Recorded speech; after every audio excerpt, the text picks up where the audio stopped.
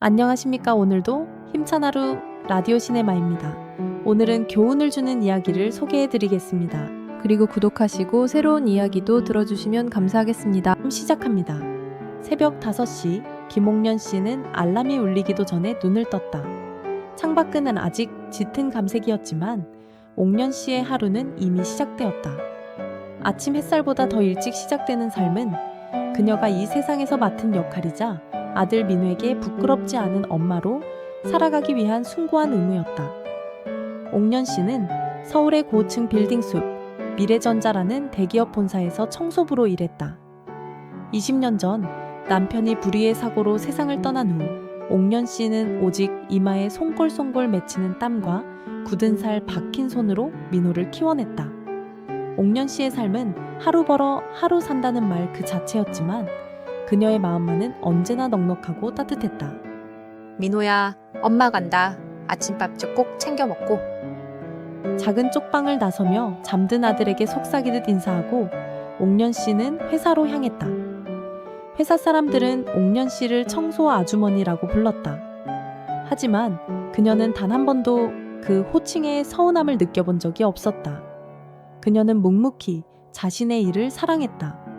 화장실 바닥을 닦을 때도, 복도의 먼지를 쓸어낼 때도 그녀의 움직임에는 사려 깊음과 성실함이 깃들어 있었다. 쓰레기통을 비우다 무심코 버려진 서류의 모서리가 접힌 것을 보면 조심스럽게 펴서 버렸고, 누군가 실수로 엎지른 커피 자국은 냄새 하나 남기지 않고 닦아냈다. 그녀의 구역은 늘 조용하고 깨끗하여 사람들은 옥년 씨가 있는 곳이 곧 정돈된 평화임을 알았다. 어느 날 오후 옥년 씨는 20층 임원 전용 휴게실을 청소하고 있었다. 보통은 인기척이 없는 곳이었지만 오늘은 안쪽 소파에 한 노인이 앉아 깊은 고민에 잠겨 있었다. 그는 짙은 갈색 정장에 잘 다듬어진 머리칼을 하고 있었지만 얼굴에는 세월의 풍파보다 더 무거운 근심이 드리워져 있었다. 서류 뭉치를 테이블 위에 펼쳐놓은 채 깍지 낀 손으로 입을 가리고 한숨만 연신 내쉬었다. 옥년 씨는 조용히 돌아나가려 했지만 노인의 어깨 위에 내려앉은 그 깊은 고독과 절망감이 그녀의 발목을 잡았다. 평소 타인의 아픔을 그냥 지나치지 못하는 옥년 씨의 바른 인품이 발동한 것이다. 그녀는 청소 도구를 한쪽에 내려놓고 노인에게 조심스럽게 다가갔다.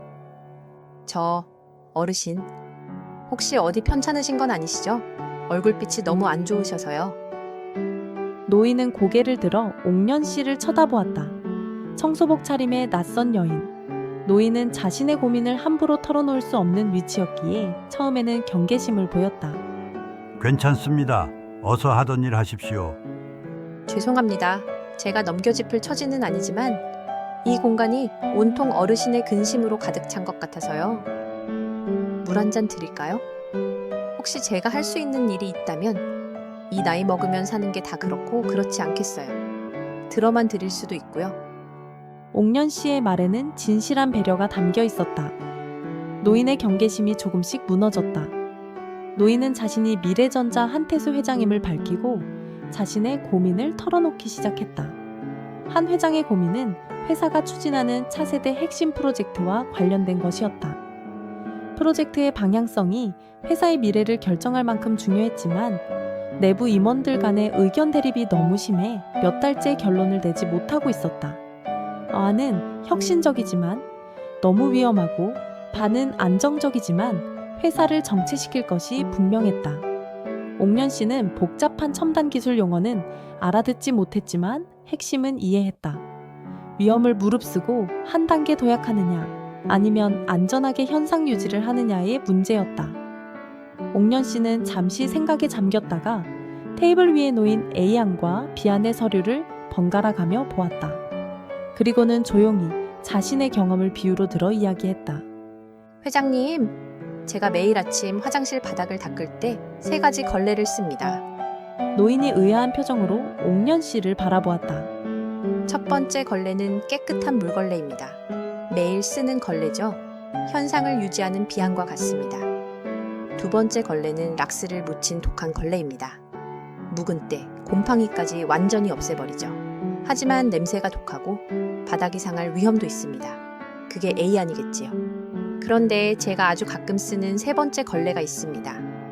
걸레질을 하기 전에 뜨거운 물에 중성세제를 풀어 오랫동안 불려놓는 겁니다. 바닥은 상하지 않지만 시간을 투자해서 묵은 때를 부드럽게 만들죠. 그리고 첫 번째 깨끗한 걸레로 닦아내면 락스 없이도 묵은 때가 깨끗하게 벗겨집니다. 옥년 씨는 미소를 지었다. 세 번째 걸레는 당장 눈에 보이는 혁신은 아니지만 시간과 정성을 들여 내부의 기반을 다지는 겁니다. 그래야 회장님이 바라시는 것처럼 모두가 만족하고 탈이 없는 깨끗한 결과를 얻을 수 있을 겁니다. 옥년 씨의 말은 첨단 기술의 문제가 아닌 인생과 경영의 근본적인 지혜를 담고 있었다. 한 회장의 머릿속에 번뜩이는 깨달음이 스쳐 지나갔다. 애행과 반을 섞는 절충간이나 타협안이 아닌 근본적인 방식의 전환이 필요하다는 것이었다. 즉, 성급하게 외부 기술을 도입하거나 기존 방식을 고수할 것이 아니라 내부 인재와 시스템을 장기간에 걸쳐 육성하여 두 방안의 장점을 모두 흡수하는 제3의 길을 모색해야 한다는 깨달음이었다. 그날 이후 한 회장은 옥년 씨의 조언을 바탕으로 프로젝트의 방향을 전면 수정했다. 슬로우 앤 디프 전략. 겉으로 드러나는 성과는 더디었지만 회사의 기술 기반은 더욱 단단해졌고 조직 문화는 훨씬 안정되었다. 3년 후 이 전략은 미래전자를 세계 시장에서 독보적인 위치로 올려놓는 기적을 만들었다. 시간은 흘러 5년이 지났다. 미래전자는 전례 없는 호황을 누렸고 한 회장은 건강상의 이유로 은퇴를 결정했다. 한 회장의 이임식이 열리는 날, 수많은 언론과 회사 임직원들이 그의 고별사를 듣기 위해 대강당에 모였다. 사람들은 당연히 그의 아들 또는 유능한 부사장이 차기 회장으로 취임할 것이라 예상했다. 한 회장은 단상에 올라 지난 5년간의 성과를 이야기하며 눈물을 글썽였다. 그리고는 가장 결정적인 순간에 마이크를 잡고 선언했다. 존경하는 미래전자 가족 여러분, 오늘 저는 한 사람에게 진심으로 감사와 존경을 표하고 싶습니다. 이분이 아니었더라면 미래전자는 지금의 영광을 누리지 못했을 것입니다. 모두가 숨죽였다. 저는 이분을 세 번째 걸레의 지혜를 가르쳐 주신 스승으로 모시고자 합니다. 이제 제가 이임하는 회장 자리를 김옥년 신임 회장에게 맡기고자 합니다. 강당 전체가 충격과 혼란에 휩싸였다.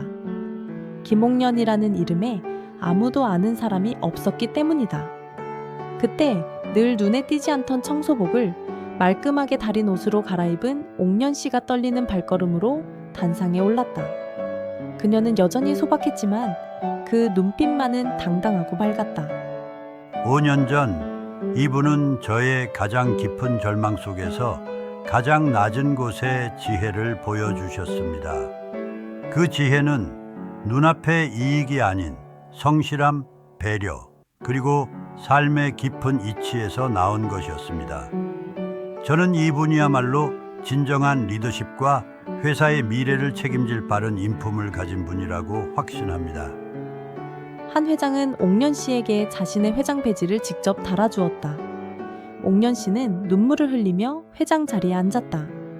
그녀는 하루하루를 성실하게 살았던 자신의 삶이 한순간에 수백억 자산과 최고 경영자의 자리라는 놀라운 기적으로 돌아왔음을 깨달았다. 이후 옥년 씨는 회장으로서도 변함없었다. 그녀는 늘 현장을 살피고 낮은 직원의 목소리에 귀를 기울였으며 사람이 곧 기업의 미래라는 자신의 철학을 바탕으로 미래전자를 더욱 견고한 회사로 만들었다. 청소부였던 그녀는 인생 역전의 벼락부자가 되었을 뿐 아니라 가장 존경받는 기업가로서 새로운 역사를 써 내려가기 시작했다. 몇 년 후 옥년 씨는 한 회장과 함께 조용히 차를 마시고 있었다.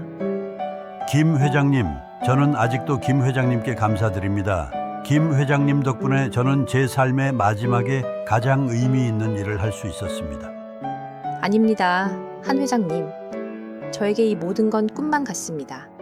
제가 한 일은 그저 지나칠 수 없어서 제가 아는 바를 말씀드렸을 뿐인데 옥년 씨는 창밖을 바라보았다. 훌쩍 성장해 어엿한 대학생이 된 민호가 회사 건물 앞에서 환하게 웃고 있었다. 그때 만약 제가 회장님을 그냥 지나쳤다면 어쩌면 제 삶도 이 회사도 지금과 같지 않았을 겁니다. 결국 가장 중요한 건 지위의 높낮이가 아니라 타인을 향한 진심이었다는 걸 깨닫습니다. 세상에서 가장 낮은 곳에서 가장 높은 자리로 오른 옥년 씨의 눈빛은 여전히 새벽을 깨우던 그때처럼 맑고 성실하게 빛나고 있었다. 오늘 이야기는 어떠셨나요? 사람 인생이라는 게 참 알다가도 모른다는 게 이런 것 아닐까 싶습니다. 제 채널 구독하시고 다른 이야기도 함께 나누어 보아요. 이상 라디오 시네마였습니다.